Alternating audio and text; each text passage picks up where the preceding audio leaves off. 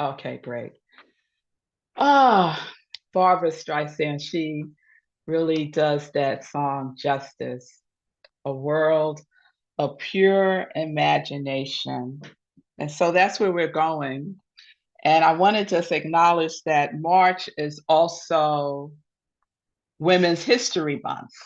And I looked up to see what the theme is. They have a theme for every Women's History Month. And the theme for this year is leading the change, women shaping a sustainable future.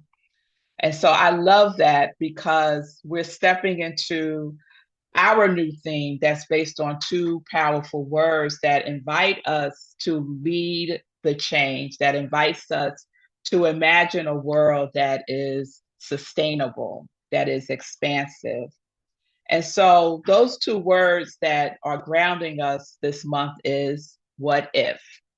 So last month we were invited to embrace the edge, right? And we were guided by questions.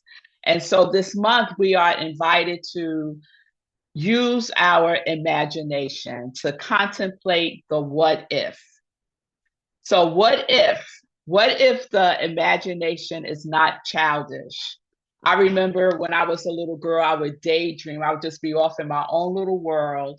And I would sometimes get in trouble in school because I would be daydreaming instead of listening to the teacher. I see Sue also in the same boat as me. I never got detention, but I was close many, many times. So, what if the imagination is not just fantasy? What if the imagination is not escape? What if the imagination is our spiritual technology that we get to use?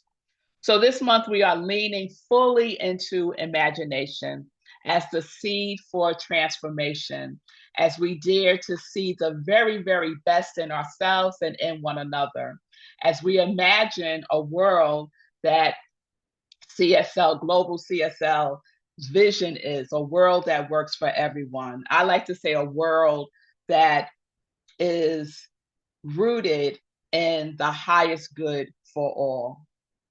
So today we begin our what if theme with a world of pure imagination. Ernest Holmes grounds us in this theme when he says this in The Science of Mind. It's on page 156 if you want to refer to it later. Ernest writes, when we use our creative imagination and strong faith, it will create for us out of the one substance whatever we have formed in thought. In this way, we become a creator with God. So I'm going to share that again. When we use our creative imagination and strong faith, it will create for us out of the one substance whatever we have formed in thought. In this way, we become a creator with God. So we are creators. We are not spectators. We are not bystanders. We are not victims. We are creators. And if we are creators, what are we here to do? We are here to create. Yes? And we create all the time, consciously or unconsciously. We are creators. Holmes also writes that spiritual substance is all around us, waiting to be formed. And I think Ernest Holmes is very intentional with his words. He says strong faith, so you can't be wishy washy with the faith. And he said the spiritual substance is waiting to be formed. What is the spiritual substance waiting for? It's waiting for us. It's waiting for us to tell it what form we are creating. So it's not withholding. God doesn't withhold from us. Spirit doesn't resist us. Spirit doesn't deny us. Spiritual substance is waiting for us.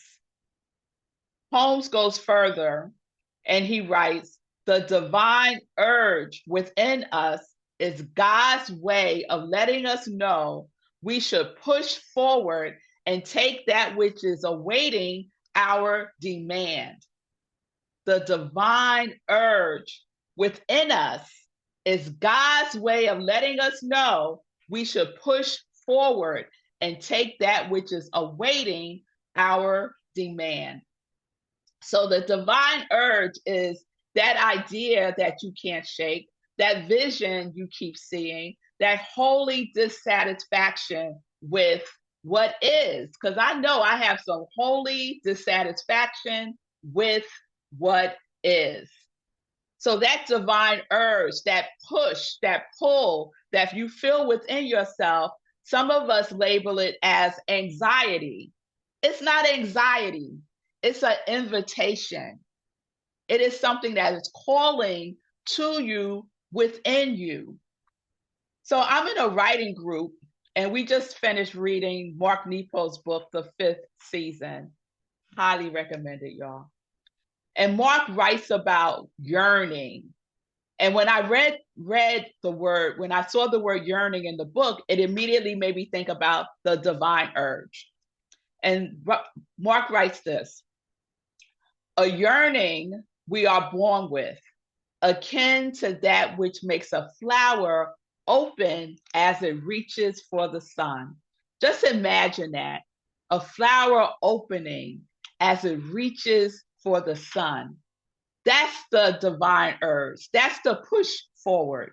He goes on to write that without this yearning, there is no spring in nature or in the human heart. The ache that accompanies such a yearning is not a sign that something is missing or that we are deficient, but sublime proof that we are born to grow towards each other while being who we are.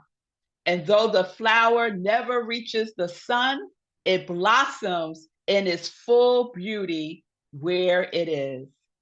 So, right where we are, we blossom. There's nothing missing within us. We have everything that we need by divine design. That yearning that you feel, that divine urge that's pushing you forward is awaiting your demand. Awaiting your demand. So the divine urge is just like that flower. And we get to blossom right where we are. We don't have to go anywhere, y'all.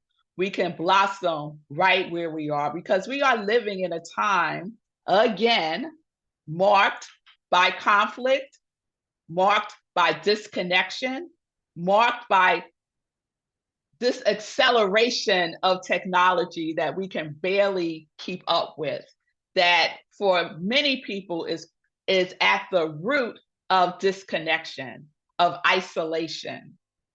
So I hope that your what if is not, what if it gets worse? I hope your what if is not, what if we lose more? I hope your what if is not, what if everything falls apart? But imagination is a neutral power. Imagination has no judgment towards what we imagine at all. It just says yes. It just says yes. So the question is not whether we are imagining. The question is, what are we imagining? Are you imagining blossoming or withering? Holmes says that when we cultivate faith in external verities like truth, love, and beauty, it is not a difficult task. It is a thrilling experience. When you follow that divine urge, there's like an energy. You are excited. You might be nervous, or what my Zola says, you might be nerve-sighted, but that's okay. That is okay because imagination is supposed to feel alive. So our companion book this month is Multi-Species Cities, Solar Punk Urban Futures. Now, y'all, I should say that we are following Global CSL's topics, themes, and books because I have never heard of the word solar punk. Has anyone ever heard that term? The book is Multi-Species Cities, Solar Punk Urban Futures. So I had to look up solar punk. I was like, what in the world is solar punk? Solar punk is a literary, artistic, and social movement that envisions a sustainable, optimistic future where humanity lives in harmony with nature, powered by renewable energy. Solar punk serves as both a genre for imagining a better world and a blueprint for actionable ecological and social change. I said, well, I guess I'm a solar punker then, because I'm all for that. So the book is comprised of 24 stories. I got the ebook. It's only $4.99 on Kindle. And the four stories are centered in future ecosystems where humans coexist with other species. It tells the tales of justice, sustainability, and interspecies relationships and optimistic city visions. And I found out that there's a building in Australia that was built based on solar punk consciousness. So I invite you to check out the book. I'm going to check it out. But I say all that to say that we have the opportunity to imagine, as the book does, what cities might look like if the ecosystems strive for multi-species justice. We need justice for the human species. We need justice for all species. And so that question, what might city ecosystems look like if we strive for multi-species justice, is a spiritual question. Solar punk imagines and uses its imagination to ask the questions. What if our cities were rooted in sustainability? What if technology served harmony instead of domination? What if justice included more than just human beings? So communities forming friendships across species, urban futures shaped by inclusion, sustainability, and hope. So some might be saying, yeah, Red Melissa, that sounds good and lovely. But I say it's all possible if we demand it. If we demand it, if we start using our imagination, anything can be engineered, anything can be envisioned. So before justice becomes policy, it is imagined. Before equity becomes a structure, it is dared in consciousness. And so if we can imagine cities where humans live in reverent relationship with the earth, then surely, y'all, surely we can imagine communities where we live in reverent relationship with one another. So it invites a sacred pivot. If imagination shapes the world, what world are we shaping? What world are we shaping? And more specifically, what are we imagining for Rockland CSL? What is your what if for our community? I was imagining this over this week, preparing for the sermon today. And my what ifs that came up were, what if Rockland became a lighthouse of spiritual innovation in a world hungry for meaning and connection? What if we became known as the center that rocks, where spirit is alive, music is vibrant, and love is practical? What if we became a sanctuary for the human and the more than human species? I could be in service with some trees, y'all. Oh, yes, I can. What if our service offerings expanded to touch generations we haven't yet reached? What if young people, we need some young people, y'all. What if young people found here a language that speaks to them, that is in tune with their spiritual intelligence? What if our music was always live with a raise the roof choir? What if, y'all? What if? Yes, yes, y'all. But for many, and I know no one here, for many, the what if is small. The what if is limited.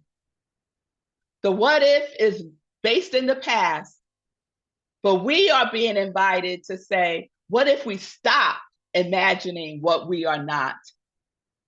Stop imagining what you are not. What if we stop rehearsing smallness? What if we stop narrating our limitations?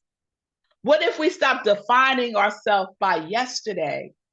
Because Ernest Holmes reminds us, if the good were not already ours in the invisible supply, it would not be possible for us to procure it in any manner. So that means the future of Rockland CSL is not something we manufacture from nothing. It already exists in the invisible supply. It's already part of that spiritual substance. So we are not creating something out of nothing. We are revealing what is already seated in spirit. Oh, come on now. It's already there, y'all. Can you imagine it? Can you feel it? It is seeking to be expressed through us. Solar Punk says imagination.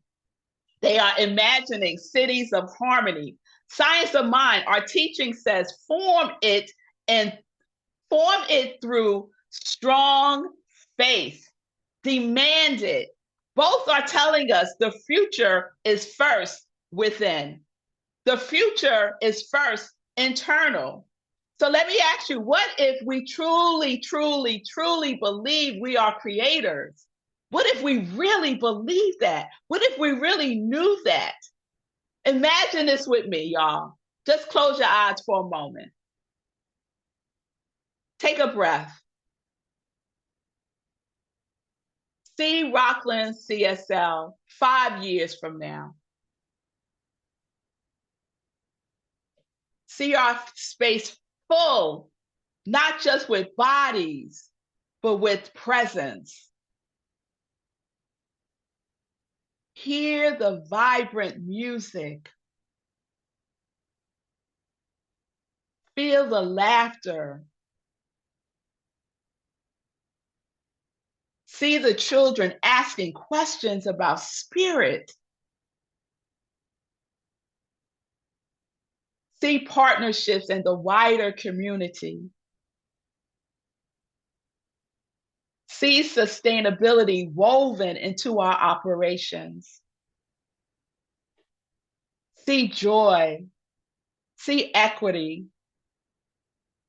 See love embodied more fully.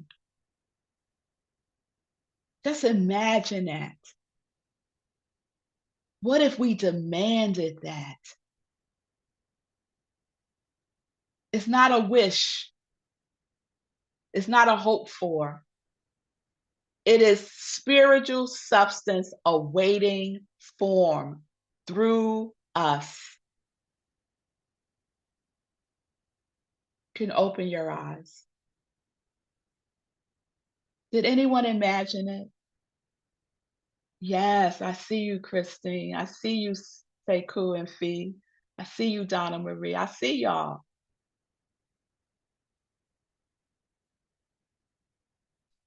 Ernest Holmes says the law must work in compliance with our demand. What are we demanding?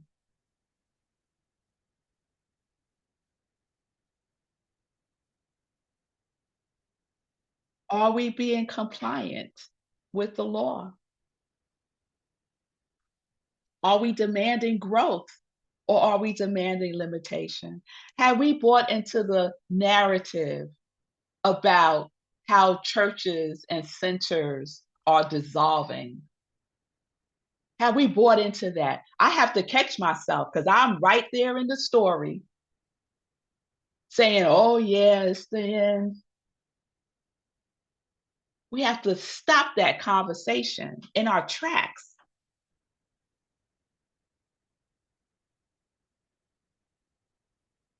Are we demanding expansion, not just in bodies and consciousness? Or are we unconsciously rehearsing smallness? Imagination is not an escape, it is the first act of transformation. Multi-species cities imagine justice across species. And in our teachings, we imagine humanity as creators with God. So this month, we dare to imagine a world that works for the highest good.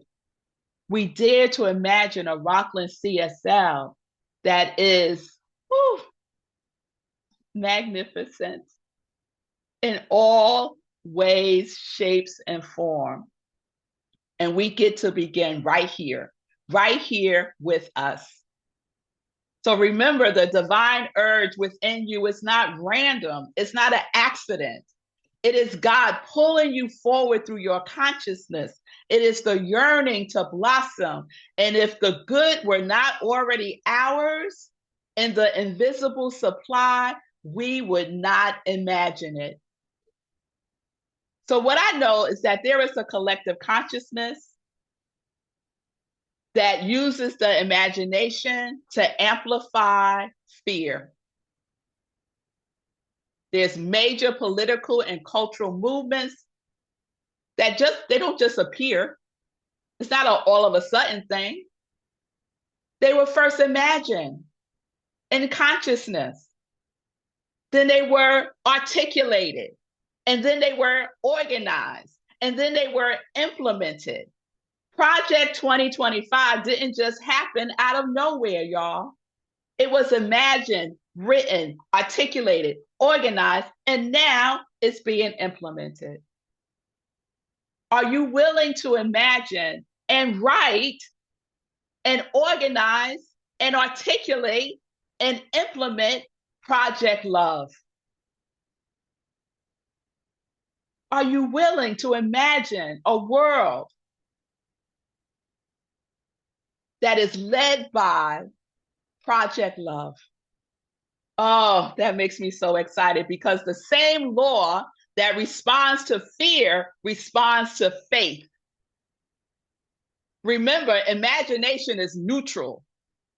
So the same law that responds to fear responds to faith. And what we imagine together at Rockland CSL, it becomes the blueprint for what we build together, for what we demand, for love. Love is strategic, creative. It is an organizing power. And we are the ones called to imagine it into form. So let us use the power of our imagination, the power of the divine urge to birth liberation, healing, and holy possibility. Let us become the conscious creators of a world that is rooted in oneness. That is our vision. A world that is rooted in oneness. Not someday, now. In our imagination, that will take form. So what if this is the moment, y'all? You can't wait until someone else is in office. That White House has nothing. Oh, I'm sorry, y'all.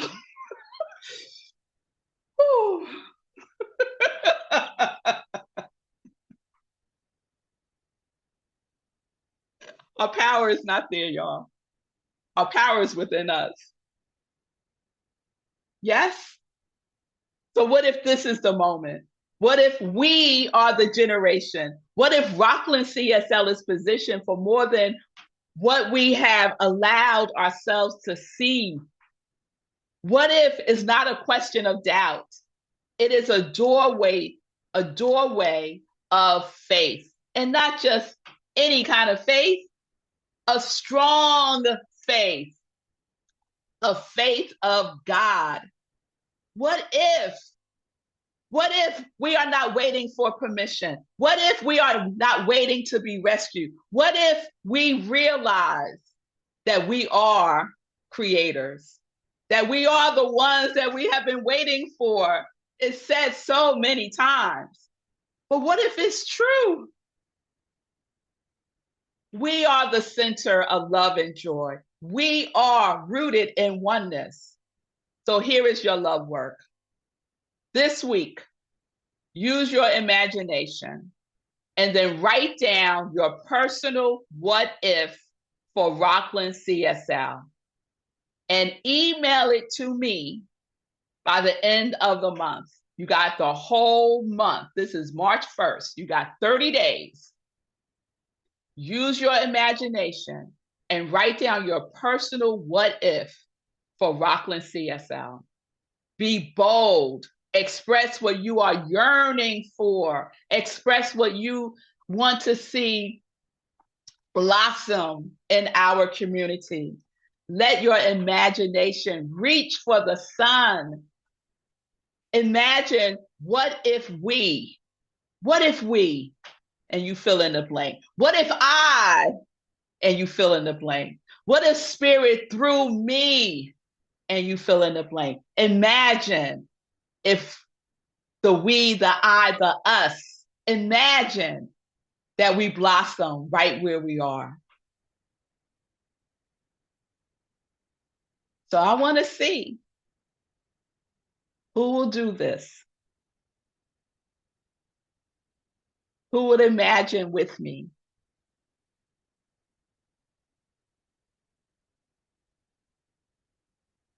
And demand.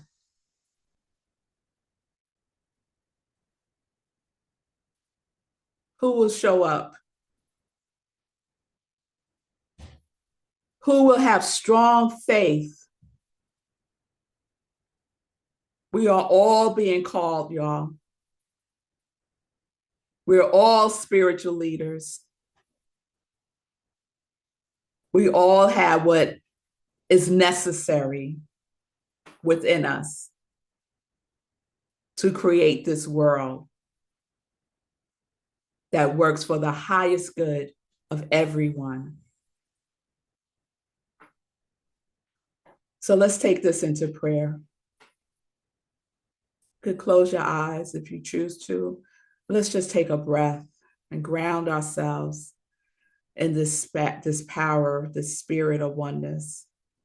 Because we know together that there is one life, one infinite intelligence, one creative power that imagines galaxies into being and breathes beauty into blossoms. This presence is not distance. It is not separate. It is right where I am. It is right where you are. It is the divine urge within us, the sacred yearning that calls us forward, the holy impulse that whispers, be. I recognize that this one life is expressing itself as each of us, as our imagination, as our vision, as our courage to say, what if? I know that imagination is not fantasy, it's the very tool through which spirit forms itself in the world. I know that God imagined me and God imagined you, and here we are. We each are a demand of God's good. And so I affirm that Rockland CSL is a living field of divine possibility. We are a lighthouse of love. We are a sanctuary of belonging. We are a community rooted in oneness, expanding in joy and thriving in spiritual innovation. The good we seek is already present in invisible supply. It is awaiting our recognition, awaiting our demand, awaiting our faithful imagination in action. I affirm that we imagine boldly, we articulate clearly, we organize lovingly, we implement wisely, because fear has no authority here. Limitation has no claim here. We choose to imagine love into form. The divine urge blossoms through us right now. Project Love is not someday. It is alive in our hearts, in our consciousness, and our shared commitment. I am grateful for the divine urge. I am grateful for my divine urge. I am grateful for your divine urge. I am grateful for our collective divine urge. I am grateful for the yearning to blossom and grow beyond what we have known. I am grateful for our consciousness of love and joy. I am grateful for each one of us and our willingness to expand beyond what we see with these physical eyes. I am grateful for the boundless imagination of freedom and justice and truth and oneness right here and right now. I am grateful that our world of pure imagination comes into form through and as each one of us now. And so I release this word into the Lord, knowing that love responds with a yes, knowing it acts, knowing it manifests in divine right order for the highest good for everyone and every species. And knowing that this is the truth, we say together, and so it is. And so it is. And so it is. And so it is.